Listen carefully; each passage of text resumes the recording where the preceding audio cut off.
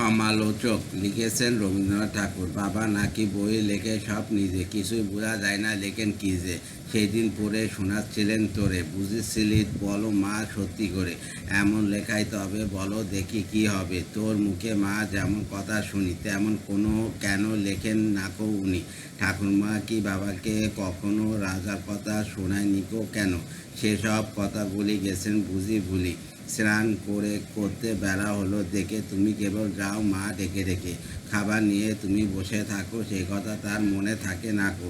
করেন সারা বেলা লেখা লেখা খেলা। বাবার ঘরে আমি খেলতে গেলে তুমি আমায় বলো দুষ্টু ছেলে। বকো আমার গলা গোল করলে পরে দেখিস নে লিখছে বাবা ঘরে।